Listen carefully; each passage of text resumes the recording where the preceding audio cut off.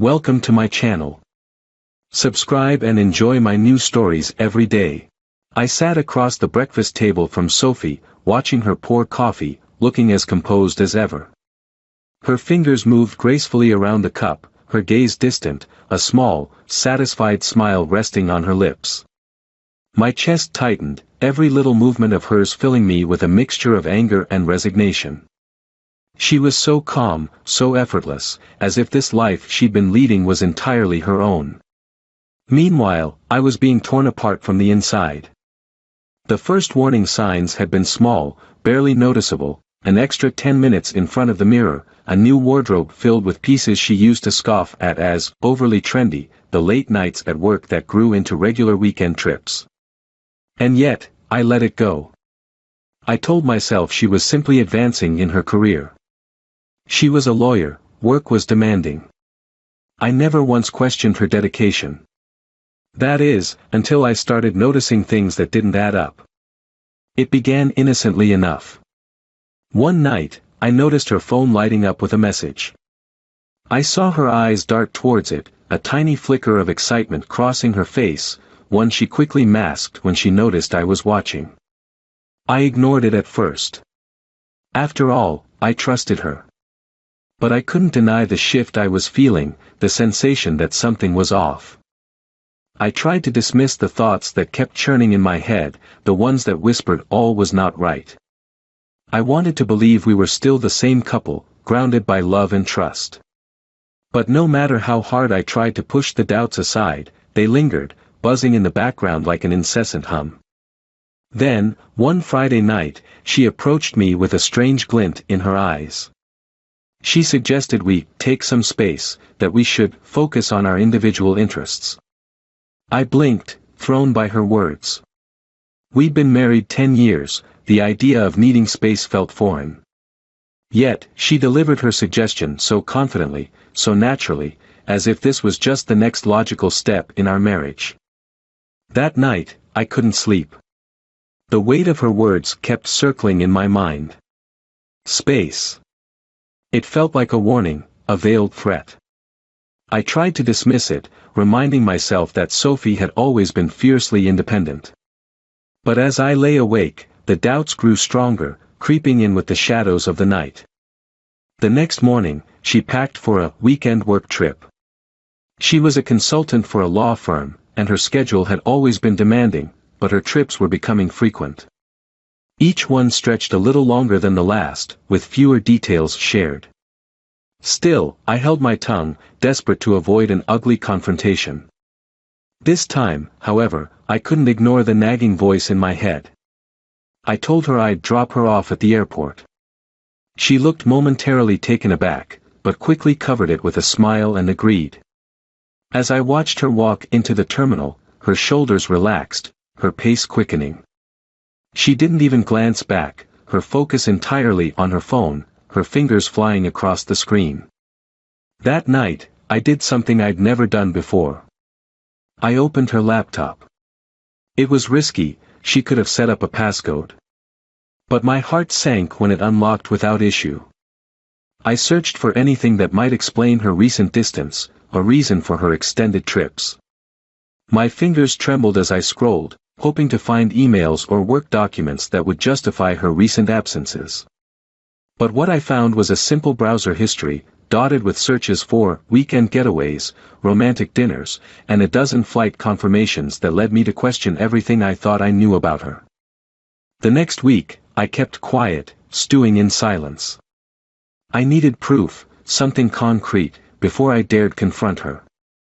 But it felt like she was taunting me with her carefree attitude, the way she left her phone face down on the counter, her unwavering calm when talking about work trips. I felt the edges of my patience fraying, my anger bubbling up with each passing day. The following Friday, I was putting laundry away when I noticed a credit card statement on her dresser. Curiosity got the better of me, and I skimmed through it, my stomach twisting as I saw charges for restaurants, spas, and high-end hotels, none of which I'd ever been invited to join. And then I saw it. An expensive dinner reservation for two, dated last weekend, when she was supposed to be at a conference. I felt my chest tighten, my heart hammering with betrayal and rage. I knew I needed to confront her. But it wasn't enough to just scream at her, to unleash the fury building inside. I wanted her to feel every ounce of betrayal she'd inflicted on me, to strip away the facade she'd so carefully crafted. I wanted to shatter her world, just as she had shattered mine. The opportunity came quicker than I expected. That evening, she strolled in, her demeanor annoyingly serene, blissfully unaware that I knew the truth. I asked her about her weekend, feigning interest as she recounted a fabricated story about meetings and workshops. It took every ounce of self-control to sit there, nodding along as she lied through her teeth. But as she spoke, I made a silent vow. I would not be the fool she clearly thought I was. The next time she left for one of her business trips, I would be ready. I would have a plan. And when I finally confronted her, I would make sure she felt the full weight of her actions. For the next 2 weeks, I waited patiently, gathering everything I needed. I made photocopies of the receipts, saved screenshots of her browser history, and collected the credit card statements, documenting each one meticulously. I felt a strange sense of calm as I prepared, as though this betrayal had hardened me, replacing the love I'd once felt with a cold determination. On the night before her next weekend work trip, she breezed into the kitchen, humming to herself as she packed her bag. I watched her, my heart numb, steeling myself for what was to come. The following morning, Sophie was up early, bustling around the house as she gathered the last of her things. I watched her from the hallway, noting the extra effort she'd put into her appearance, subtle makeup, a new blouse, and a sleek leather jacket I'd never seen before. She seemed almost giddy, a spark in her eye that had been missing for months. It was a painful confirmation, but I kept my expression blank, determined not to tip my hand. After she left, I waited. My heart raced with a sick sort of thrill, knowing that I was finally taking control of a situation that had been slipping through my fingers. I had everything planned out, from the call I would make to the confrontation I'd stage.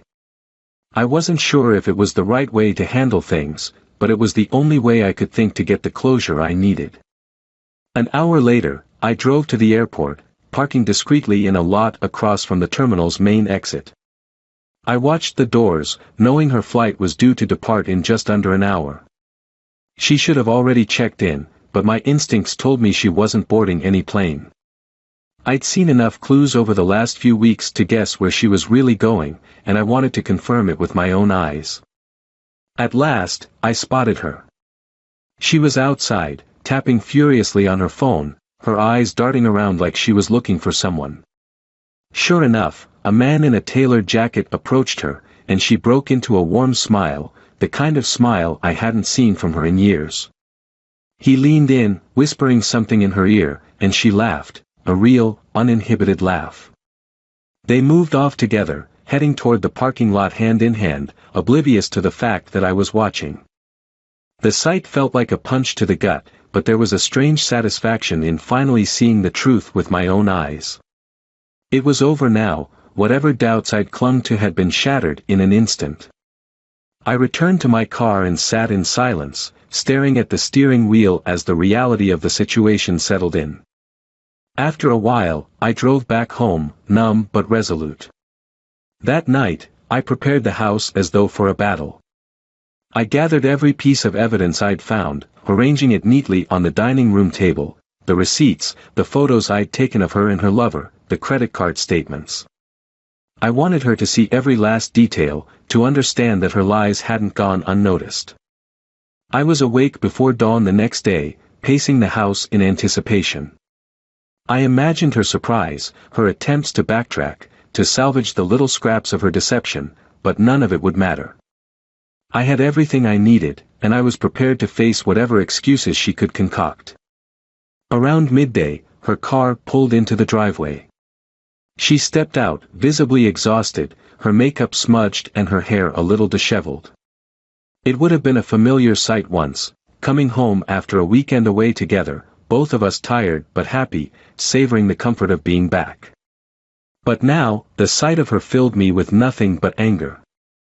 She walked through the door and froze when she saw me waiting in the kitchen, leaning casually against the counter. Her eyes widened, darting to the table behind me, where all the evidence lay spread out like an open wound. "Hey," she said, attempting a bright tone that sounded painfully hollow. "You're home early."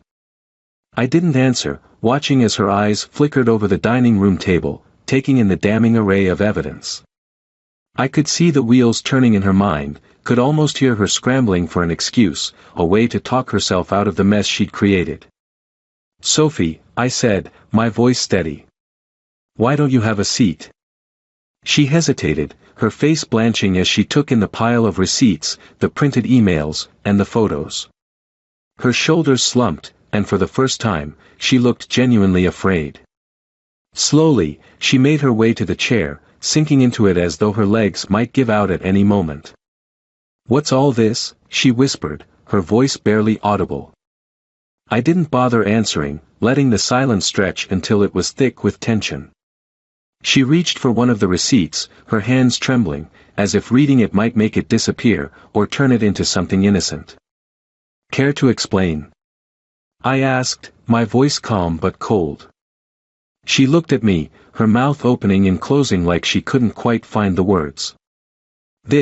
It's not what it looks like." I felt a bitter laugh rise in my throat. "Really? Because it looks exactly like what it is, Sophie." Her face twisted, and I saw a flicker of desperation in her eyes. "Look, I know how this must seem, but it's complicated." "Complicated?" I echoed, my voice dripping with disdain. "I don't think it's complicated at all.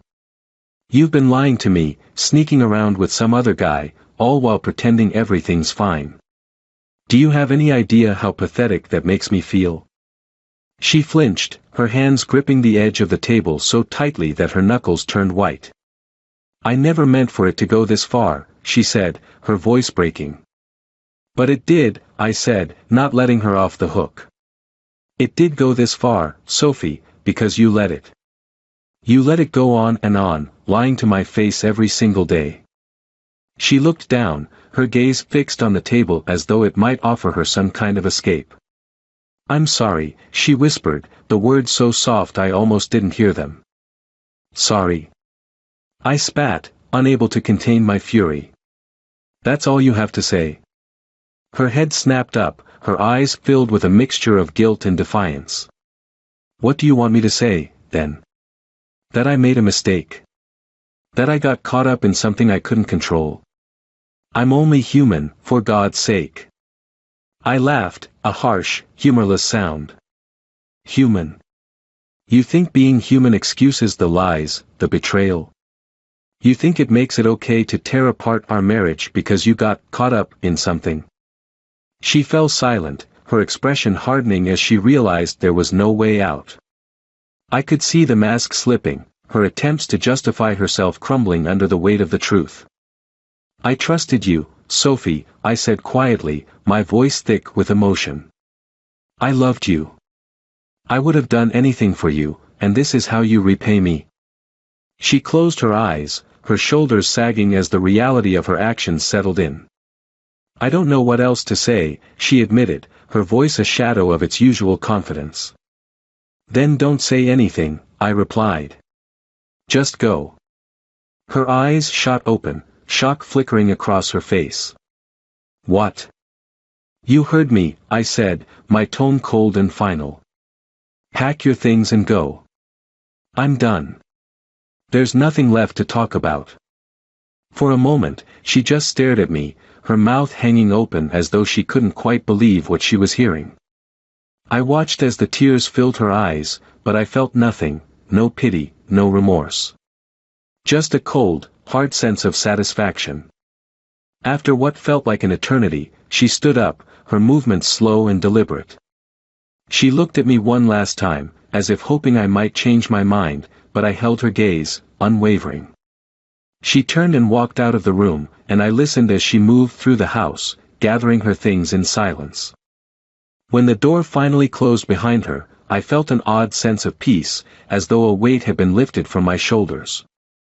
For the first time in months, I felt free. The days after Sophie's departure were eerily quiet, the stillness of the house both liberating and suffocating. I found myself alternating between feelings of relief and an unshakable, gnawing emptiness. In many ways, I had prepared for this, had expected it, and yet, now that it had happened, the reality of it all weighed heavily. For years, Sophie had been my world. Her presence filled the rooms, her laughter, her voice, even the small sounds she made going about her day. All of it was gone now, leaving only the echo of what had once been, and I was left trying to remember what life had been like before her. I tried to distract myself, throwing myself into work, tackling every task with a fervor I hadn't felt in years. My colleagues noticed the change, though I brushed off their questions with excuses about catching up on projects. In truth, I was trying to outrun the pain that clung to my every thought, a futile effort to escape the memories that surfaced each time I set foot in our empty home. I didn't hear from Sophie. I hadn't expected to, but part of me had wondered if she'd try to reach out, to explain herself, maybe even ask to come back. Yet, day after day, there was nothing, no messages, no emails, not a single attempt to reconnect. It was as if she'd vanished, leaving no trace of herself behind. And maybe that was for the best. Then, one evening as I sat at the dining room table sorting through the last of the paperwork for the divorce, I received an unexpected text. It wasn't from Sophie, but from an unknown number. My phone buzzed, and I picked it up, hesitating before opening the message. The words on the screen caught me off guard. "Hey, this is Kyle. I think we should talk." Kyle. I didn't need any further explanation to know exactly who he was, the man who had taken everything from me, who had been waiting in the wings while Sophie and I tried to hold our marriage together. I felt a rush of anger, my fingers tightening around the phone. Part of me wanted to delete the message, to ignore him and let him fade away as an unpleasant memory. But the larger, more curious part of me wanted to know what he had to say. I hesitated, my finger hovering over the screen before I tapped out a reply. "Fine. When and where?" He responded quickly, suggesting a bar on the outskirts of town. I knew the place, a small, dimly lit spot where people went to escape, the kind of place where no one asked questions. It seemed fitting. That evening, I pulled on a jacket and drove to the bar, my mind racing with a mix of anger and anticipation. I wasn't sure what I expected from this meeting, but I needed to face him. I needed to see the man who had looked me in the eye, knowing he was sleeping with my wife, the man who had invaded my life without a second thought. When I walked into the bar, I spotted him immediately. He was sitting alone in a booth near the back, a half-empty glass in front of him. He looked up as I approached, his expression a mix of apprehension and something else I couldn't quite place. I slid into the seat across from him, saying nothing as I waited for him to speak. "Thanks for meeting me," he said after a moment, his voice low and hesitant. I didn't respond, keeping my gaze steady, waiting. He took a deep breath, shifting uncomfortably under my stare. "Look, I know there's nothing I can say to make this right. I don't expect forgiveness, and I don't even expect you to believe me. But I felt like I owed you an explanation." "An explanation?" I echoed, my voice barely masking the contempt I felt. "You think an explanation is going to change anything?" He winced, nodding slowly. "I know. I get it. I just... Sophie and it wasn't supposed to be like this." I let out a harsh laugh, unable to hold back the bitterness. "How exactly was it supposed to be?" He looked down at his drink, swirling the glass absently as he considered his answer. "When we met, it was just... I don't know, exciting. We both felt trapped, I guess. And one thing led to another. At first, it was just harmless fun, something that made us both feel alive. But then it got complicated." "Complicated," I repeated, my voice laced with sarcasm. "You call destroying a marriage complicated?" He sighed, rubbing a hand over his face. "I know it sounds pathetic, but I think both of us thought it was just a phase. I know that sounds weak, but I thought eventually she'd go back to you, and I'd move on. And yet here we are, I said flatly, barely able to contain my anger. Kyle nodded, his expression strained. Yeah. Here we are. There was a long, uncomfortable silence.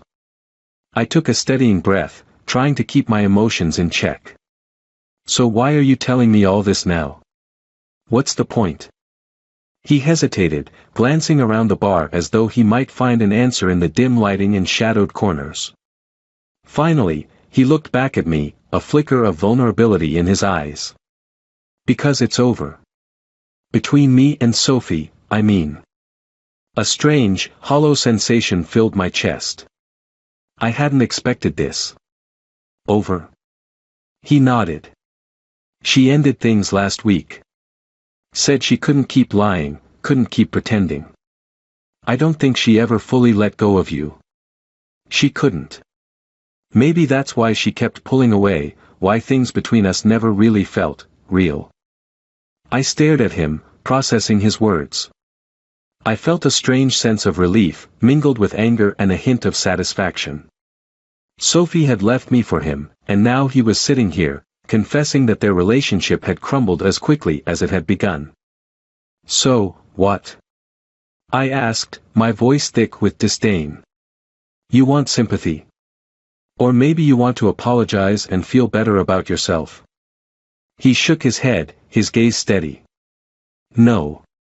I don't expect you to forgive me. But I wanted you to know that it wasn't all your fault.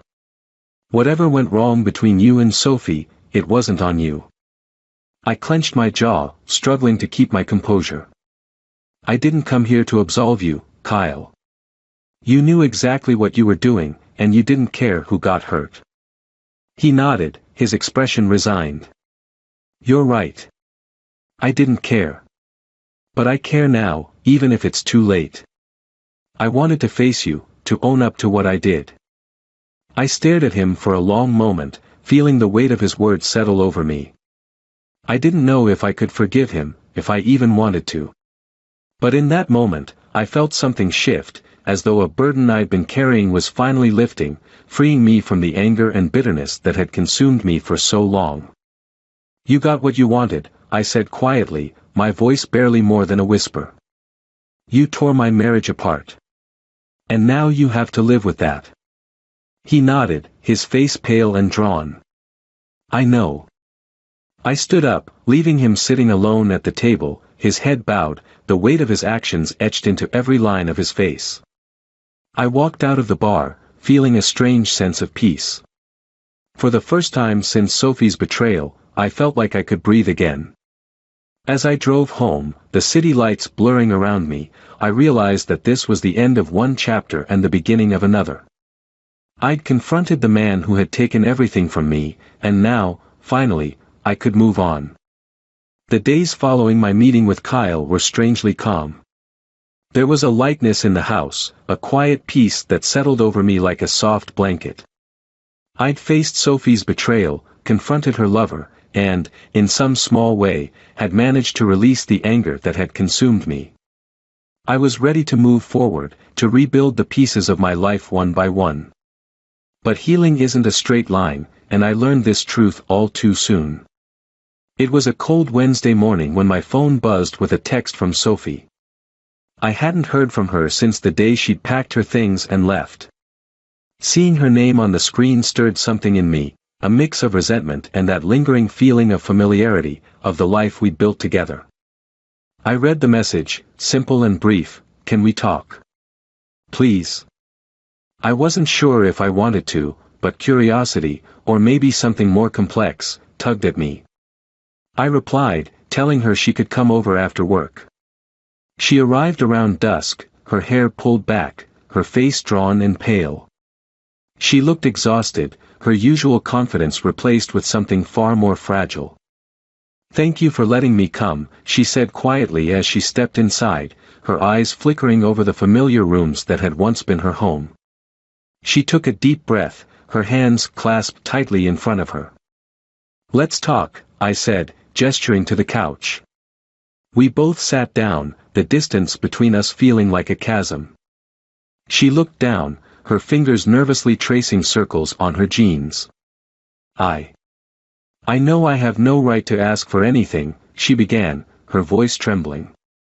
But I needed to see you, to try to make you understand what happened. Sophie, I think we've already covered that, I said, trying to keep my voice steady. You wanted something else. You took it.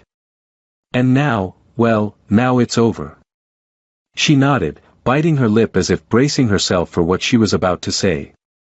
I know, and I deserve every bit of this. But there's something I need you to know. She paused, taking a shaky breath. I wasn't honest with you, not just about Kyle, but about everything. About why I left. I clenched my jaw, feeling a familiar frustration rising up. You left because you wanted him, Sophie. Let's not pretend there was more to it. No, she said, her voice breaking slightly. That's not the whole story. She looked up at me, her eyes glistening with unshed tears. I was diagnosed 6 months ago. Cancer. It's advanced, they said. Her words fell like a stone between us, heavy and cold. I felt a numbness spreading through me, disbelief and shock blurring my thoughts. What?